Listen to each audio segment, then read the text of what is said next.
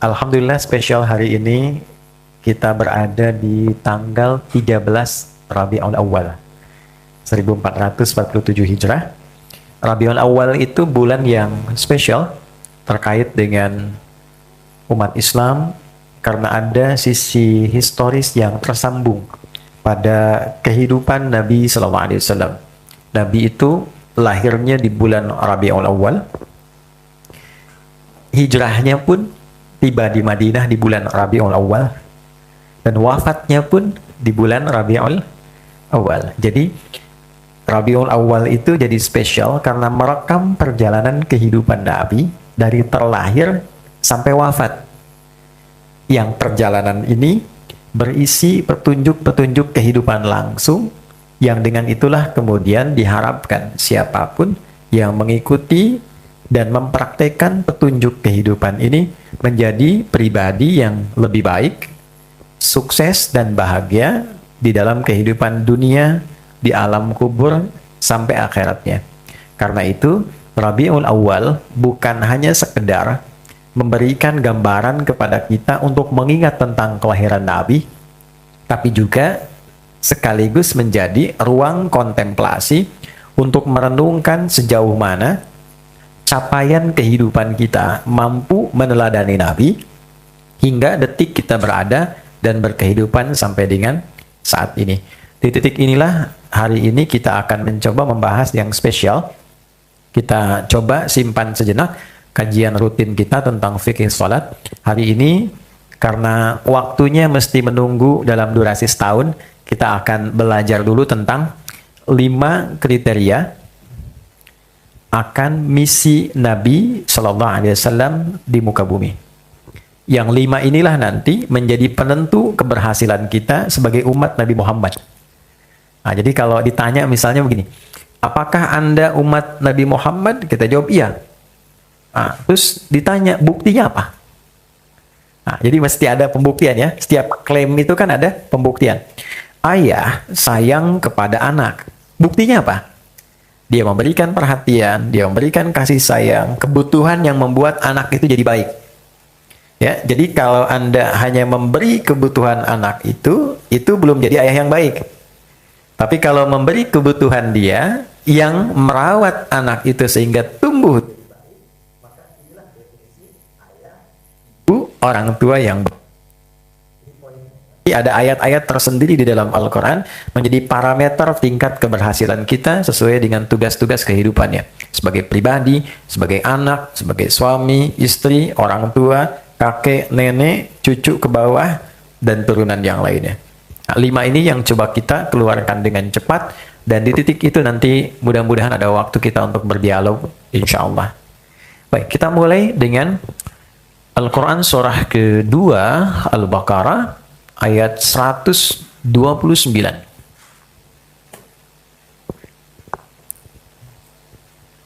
Saya mohon izin berdiri ya, Pak, supaya ada catatan yang bisa teman-teman nanti kaji ulang. Dasar kita saat ini ada di Quran surah kedua ayat 129.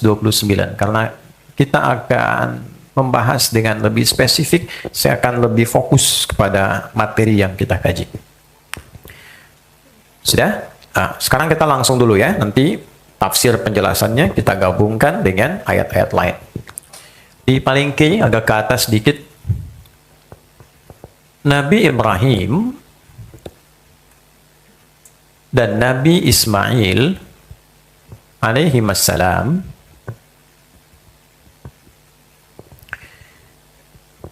mendapatkan peluang tugas dari Allah untuk meninggikan pondasi Ka'bah yang sempat hancur, terbawa bah atasnya di era Nabi Nuh alaihissalam. Jadi di era Nabi Nuh alaihissalam itu ada banjir besar, yang dalam satu keterangan juga menyapu bagian bangunan atas Ka'bah. Ya, sehingga tersisa pondasinya. Jadi kalau sekarang ini ada rumah Quran, ya kan? Rumah itu bait, bata yabitu baitan, ya kan? Nah, ini menarik, kadang diserap ke dalam bahasa Indonesia jadi membangun dengan batu bata, gitu kan? Ya, bata yabitu baitan, tempat untuk beristirahat. Bait. Oke. Ini baitnya ada bangunannya. Saya gambarkan beginilah ya, yang paling ringannya ini. Nah, di bawah ini kan ada pondasi. Mesti ada pondasi untuk mengokohkan bangunan ini. Oke. Pondasi itu kalau satu disebut qaidah namanya. Oke. Kalau banyak, tidak hanya satu, maka dijamakkan menjadi qawaid. Qawaid begini. Saya bulat ya. Ka'bah itu berapa sisi? 4 ya. Maka minimal pondasinya ada berapa? 4. Tunggal atau jama'? Jama'. Berarti yang digunakan kaidah atau qawaid? Qawaid kan? Berarti kita cek di sini ya. Oke. Ini kan disebut Baitullah kan? Ka'bah itu ya. Ya, rumah pertama yang menjadi penanda kiblat yang dibangunkan untuk manusia. Jadi kalau Anda akses Quran surah ketiga Ali Imran dari ayat 96 sampai 97, kita temukan ayat itu, inna awwala baitin wudi'a linnas. Sungguh rumah pertama yang dibangunkan sebagai kiblat untuk manusia.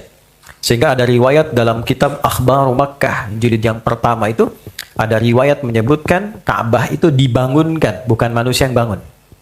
Oke, malaikat ditugaskan membangun Ka'bah. Sehingga berbentuk seperti ini tampilan rumah Allah, gitu kan? Baitullah. Bait. Ada ruang di dalamnya. Singkatnya, kalau seperti ini jadi bait. Ingat ya, kata ini saya bulati lagi. Di sini ada qawaid. Jadi kalau qawaid hanya pondasinya saja 4 sisi di sini. Ini ya. 1, 2, 3, 4. Ini ya. Kalau jadi bangunan sini disebutnya apa? Bait. Sehingga Ka'bah disebut dengan Baitullah. Nah, ini majas, ketakiasan. Rumah Allah maksudnya Allah memerintahkan dibangunkan sebagai kiblat untuk manusia, ya, untuk beribadah kepada siapa? Allah. Nah, di era Nabi Nuh alaihissalam, ini hikmahnya, Allah mengizinkan banjir bah itu, lihat catat kalimat saya, Allah mengizinkan untuk menyapu juga bagian atas Ka'bah ini, sehingga tersisa itu 4 sisi dari pondasinya saja. Tuh. Ini kan? Ini tertutup juga, tertutup. Baik, dari era Nabi Nuh ke Nabi Ibrahim kan cukup jauh jaraknya, ya. Ibrahim alaihissalam bin Azar atau bin Nahur bin Abir bin Kinan bin Arfakhshad bin Sam bin Nuh alaihissalam. Kurang lebih ada 6 generasi ke atas, ya kan? Baik. Setiap generasi bisa panjang kan usianya. Ya, nanti semakin pendek usia, semakin mengecil postur tubuh, semakin dekat ke kiamat. Nah, tapi jangan disimpulkan lihat orang pendek besok kiamat. Tidak juga ya. Itu definisinya kita perlu perdalam. Singkatnya, di era Nabi Ibrahim alaihissalam, maka beliau diperintahkan oleh Allah, diberikan isyarat oleh malaikat untuk menunjuk area Ka'bah ini yang dulu sempat hancur, bagian atasnya terkena bah, ditunjukkan di bagian pondasinya, diperintahkan meninggikan kembali. Bukan membangun, tapi meninggikan kembali. Bahasa Arabnya meninggikan itu rafa'a. Ya, kalau ingin dibentuk ke progresif gitu ya, akan meninggikan, naikkan lagi ya, maka menjadi yarfa'u, yarfa'. Ditinggikan, tinggikan. Oke. Ini yarfa'u. Diperintahkan untuk ditinggikan kembali. Maka diabadikan peristiwa ini di Al-Baqarah ayat 127. Jadi kalau Anda lihat 2 ayat ke atasnya, nanti kita akan temukan. Jadi ayat 127. Quran surah kedua Al-Baqarah ayat 127. Wa idh yarfa'u. Ada ya? Kita temukan kata yarfa' pertama ya. Wa idh, dan ingatlah. Ingat itu kan mesti ada memori yang masuk sebelumnya. Ada peristiwa, baru kita ingat kan? Oke? Oh, terus saya tanya begini, Mas Bini, ingat gak kemarin kita ketemu? Tapi nggak pernah ketemu kan, gimana mau ingat? Ya kan? Kemarin kan kita nggak ketemu kan? Nah, apa yang mau diingat? Mesti ada peristiwa terdahulu dulu, baru kita ingat kan? Oke? Nah sekarang, bagaimana kita mengingat? Kita pun tidak pernah menyaksikan ini. Nah, maka idh itu punya 3 arti. Oke? Pelajari, pahami, ya, mengingat. Baru dengan mempelajari, memahami itu, seakan-akan ada rekaman visual dalam pikiran kita untuk mengingat peristiwa dengan pengetahuannya, walaupun tidak mengetahui kejadian saat itu berlangsungnya. Jadi kalau menemukan kata idh, ya di antara pemaknaannya, coba pelajari, pahami, sampai mengerti. Dengan mengerti itu kita ingat. Ya, dan dengan ingat itu pesannya yang kita bawa, bukan peristiwanya hanya menjadi cerita. Jadi di Quran itu tidak ada dorongan cerita sekalipun kisah menjadi dongeng, itu nggak ada. Semuanya pasti ada hikmahnya. Ya, kenapa ada kisah Nabi Yusuf begitu lengkap? Kenapa Nabi Musa begitu detil? Tapi ketika cerita Nabi Soleh cuma sedikit. Ya, ketika cerita Nabi Dzulkifli cuma sedikit, namanya aja. Kisahnya nggak detil, pesannya apa? Nah, itu ada temanya tersendiri. Nah, tarik ke sini. Wa idh yarfa'u Ibrahimul qawa'id minal bait. Dan pelajarilah, pahami sampai kau mengerti. Setelah paham, mengerti, ingat ya nanti hikmah yang terkandung dalam peristiwa ini. Ketika Ibrahim alaihissalam diperintahkan oleh Allah untuk meninggikan kembali. Wa idh yarfa'u Ibrahim, ini qawa'id, ini minal bait. Ketika Nabi Ibrahim diperintahkan oleh Allah untuk meninggikan kembali pondasi Ka'bah yang sempat tersapu bagian bangunannya di era Nabi Nuh alaihissalam. Wa Ismail, dan Ismail. Oke, sekarang saya tanya gini. Kenapa Ismailnya diakhirkan? Kan bisa kalimatnya begini. Dan ketika Allah perintahkan Ibrahim dan Ismail alaihissalam untuk meninggikan pondasi Ka'bah. Ya, kan bisa begini di luar Quran. Wa idh yarfa'u Ibrahimu wa Ismailul qawa'id minal bait. Kenapa tiba-tiba wa idh yarfa'u Ibrahimul qawa'id minal bait wa Ismail? Nah, cepat ya, waktunya terbatas. Jadi, kalau disebutkan bersamaan, itu artinya perannya setara, sama. Ya, kalau disebutkan satu terlebih dahulu, yang kedua di belakang, artinya peran utamanya yang pertama ini. Yang belakang tuh ikut-ikut bantu. Oke? Nah, jadi sebetulnya yang diperintahkan itu Nabi Ibrahim. Anaknya ini masih belia, belum balik loh waktu itu. Ya, ada menyebutkan sekitar 3-4 tahun. Tapi saking merasanya kasih ayah kepada beliau dalam perjalanan hidupnya, jadi ketika ayah dapat tugas, itu punya rasa ingin bantu. Ingin bantu. Jadi begitu anak ayahnya diperintahkan, anaknya pengen bantu, padahal masih kecil, masih belia. Sehingga dalam fikih keluarga, dibawa ini sebagai pesan moral yang sangat tinggi. Bagaimana seorang anak bisa punya kasih yang dalam kepada ayah, sampai pekerjaan ayah pun dia ingin hadir membantunya. Maka pesan moralnya, berikan perhatian kepada anak, sehingga dengan perhatian itu muncul rasa dari anak untuk peduli terhadap beban yang diamanahkan pada orang tuanya. Jadi poinnya, ya makanya Nabi Ibrahim kan viral. Kenapa disebut Ibrahim? Ada dua makna kan? Ya, Abraham atau Abram itu punya dua arti. Satu, ada yang mengartikan sang petualang, sang pelintas yang melintasi berbagai daerah untuk bertugas. Ada yang mengartikan dari Abun Rahim. Ibrahim Abun Rahim, bapak yang penuh kasih. Saking kasihnya, anak lahir diperintahkan untuk berdomisili di Mekah yang masih gersang, biwadin ghairi dzi zar'in inda baitikal muharram. Bayangkan, untuk mengapresiasi pengorbanan ayah ini, turun surat dengan namanya langsung Ibrahim. Kalau Anda akses di ayat 37 itu menarik tuh. Ya. Ketika ditinggalkan di tempat gersang, ini baru lahir, masih merah, dengan ibundanya disimpan satu tempat dan ditinggalkan. Perintah Allah begitu. Tapi bukan ditinggal saja.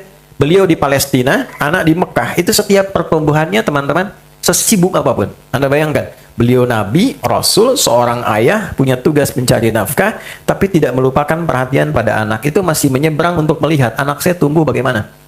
Seperti apa asinya? Ada masalah asi, dapat dari mana airnya? Dengan siapa bergaulnya? Sampai kelak, mau nikah pun masih diberikan arahan. Nah, rasa itu yang membuat Ismail itu punya kedalaman untuk bisa merasakan beban ayah. Tarik ke kehidupan kita nih. Ya, sehebat apa sih figur ayah sekarang? Sesibuk apa sih? Nabi bukan juga kan? Maaf ya, gitu kan? Kan belum naik status jadi Khalilullah kan, kekasih Allah gitu. Nah, sesibuk apa dan apa yang mau dicari? Kan kita nyari sesuatu di luar itu untuk ke dalam kan? Nah, di titik ini kita mesti ingat dan ingat loh ya. Jangan sampai kesibukanmu sebagai seorang ayah membuat lupa dengan pertumbuhan anakmu. Sehingga anak itu nggak kenal figur ayahnya. Yang paling luar biasa berbahayanya, jangankan merasakan beban, kenal pun tidak gitu. Ya, lebih kenal tetangganya, temannya dibandingkan ayahnya. Figurnya hilang. Dan ketika fase ia sudah tumbuh ke fase butuh teman di luar lingkup ayahnya, hilanglah kesempatan mendapatkan rasa kasih itu. Itu poinnya. Jadi kalau ada anak merasakan sesuatu yang berbeda, ya, tidak merasakan pekerjaan ayah, jangan dimarahi dulu. Tapi balik dulu ke dalam diri kita, renungkan dulu. Mungkin ada bagian dari kehidupan kita sebagai seorang ayah yang belum sampai perhatiannya pada anak. Itulah rahasianya kenapa di Al-Quran jarang ditampilkan sosok perempuan dalam masalah ini. Selalu laki-laki. Luqman, wa idh qala Luqmanu libnihi wa huwa ya'idhuhu. Ya, Yakub dengan Yusuf alaihissalam. Kemudian ada tokoh-tokoh lain, ya seperti Ibrahim. Kenapa? Karena ibu itu sudah otomatis ada di dalam rumah dan pasti punya kedekatan dengan anak. Sehingga yang disentuh ayahnya. Kenapa? Karena tugasnya banyak di luar. Tapi filosofinya dibangun oleh Quran. Jangan sampai kesibukanmu di luar melupakan juga tanggung jawab pokokmu yang ada di dalam. Kan nyari harta buat ke dalam. Jangan sampai hartanya dapat tapi yang di dalam tidak terawat. Itu poinnya. Bisa dipahami ya? Nah, tapi yang lebih berbahaya, yang ibu yang nggak dikenal anak. Lebih repot tuh. Ya? Oke, balik ke sini. Nah, ini jadi ketika beliau diminta untuk meninggikan bangunan, beliau sudah pondasi, beliau meletakkan kakinya. Pijakan pertamanya untuk bisa meninggikan itu lagi disebut makom namanya. Pijakan pertama untuk mengerjakan sesuatu yang terhormat. Ya, dan itu nanti menjadi jejak kehidupan. Makanya orang-orang baik kalau meninggal itu diarahkan dulu namanya makomnya. Di mana makom syekh ini? Jarang disebut kuburan. Di mana makom kiai ini? Ya, karena ada jejak kebaikan dari perjalanan orang soleh ini saat hidup. Jelas ya? Maka ketika dipijakkan itu sampai sekarang diabadikan menjadi makom Ibrahim namanya. Ya. Tidak ada hal-hal mistis di dalamnya dan seterusnya, tidak. Ini menunjukkan jejak yang harus dipelajari. Justru dengan jejak itu diteladani dalam kehidupan. Jejak pertamanya. Nah, poinnya adalah ketika beliau di sini sedang berpijak, ingin menyusun batu-batu kembali, datanglah anaknya dari sisi sini. Membawa batu. Dia pengen ikut nyusun. Baik ya? Nah, sehingga area ini sampai sekarang disebut Hijr Ismail. Ini. Ukurannya sebetulnya segini tuh. Segini sampai sini. Cuma nanti terjadi satu musibah di zaman Nabi, ada yang menyebutkan kebakaran. Ini kemudian terkena, direnovasi. Ya, tapi menarik nih. Harta orang-orang kaya saat nyumbang itu nggak cukup untuk memperbaiki Ka'bah seutuhnya sampai segini. Sehingga tersisa bagian ini. Ketika ditanya, kenapa nggak cukup? Komen mereka, ini harta kami yang paling halal. Oke, bayang? Wah, jadi yang bermasalah, yang kaya-kaya, gitu kan? Di waktu itu mengeluarkan ternyata saking banyaknya harta. Tapi kalau sedekah itu keluar yang sedikit. Ya, ditanya kenapa? Karena ini yang paling halal. Makanya ada ungkapan kekinian kalau ada orang kaya, ya kan? Tapi sedekahnya sedikit, nah itu yang halal gitu. Ini sanadnya kan ya.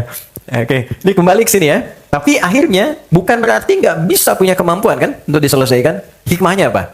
Hikmahnya jika ada orang yang menginginkan sholat di dalam area Ka'bah dan terbatas karena hukum dunia di dalamnya, dia bisa mendapatkan kesempatan sholat di area sini. Itulah barakahnya Nabi Ismail. Sini. Jelas? Kan hukum dunia berlaku ya. Pemimpin aja yang masuk ke dalam pakai tangga khusus kan. Maka Allah buka. Di rumah Allah semua punya kesempatan yang sama. Maka orang yang sholat di area ini sama dengan sholat di dalam masuk areanya. Singkatnya, ditinggikan ini, selesai kemudian jadi, kembali. Maka berdoalah di samping Ka'bah itu. Doanya ada 3. Ayat 127, 128, kemudian 129. Doa ini bisa teman-teman gunakan kalau misal lagi bangun rumah jadi. Oke, bangun rumah, menempati rumah baru. Boleh berdoa ini, pakai doa ini. Sampai 128. 128. Dah, wa idh yarfa'u Ibrahimul qawa'ida minal baiti wa Ismail. Rabbana taqabbal minna innaka antas sami'ul alim. Ya Allah, mohon terima amal kami dalam membangun sampai jadi ini. Aku yakin hanya Engkau yang Maha mendengar dan menerima doa yang aku sampaikan ini. Jadi kalau bangun sesuatu yang baik, apapun itu jadi bentuk bangunan doa, ya Allah, mohon terima ini sebagai niat hamba untuk beribadah di tempat ini. Lalu yang 128-nya, Rabbana waj'alna muslimaini laka wa min dzurriyyatina ummatan muslimatan lak wa arina manasikana wa tub alaina innaka antat tawwabur. Ini ada makna jauhnya yang sangat dalam sekali.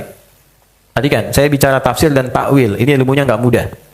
Kalau tafsir itu melihat yang tampak, takwil itu yang terdalam. Yukhrijul hayya minal mayyit, menghidupkan dari yang mati jadi hidup. Tafsir, telur jadi ayam. Tidak ada apa-apa, berproses, tiba-tiba jadi ayam. Ya, itu tafsir namanya.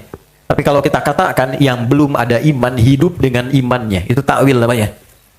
Setelah rumahnya jadi, diisi, kita berdoa, ya Allah, mohon jadikan setiap penghuni rumah ini, aku, keluargaku, menjadikan rumah ini sebagai tempat yang membuat kami menjadi hamba yang baik. Dan kalau kami salah, bimbing setiap anggota di rumah ini untuk memperbaiki diri dengan bertobat kepadamu sehingga kembali jadi baik. Dan mohon tunjukkan kami upaya menjadi orang baik dari tempat yang rumah telah selesai kami bangun ini. Itu di antara doa yang bisa teman-teman kemudian terapkan dalam kehidupan kekinian. Nah, pokoknya saya langsung ke ayat 129. Perhatikan baik-baik. Rabbana wab'ats fihim rasulan minhum yatlu 'alaihim ayatika, 1, wa yu'allimuhumul kitaba, 2, wal hikmah, 3, wa yuzakkihim, 4, innaka antal azizul hakim. Ada? Oke. Saya dulu pernah titipkan Mas Dimas ya, paket untuk buku Quran itu ya. Ada, nanti dibagi aja. Supaya nanti pas kajian bisa buka sambil lihat ya. Nanti ditandain.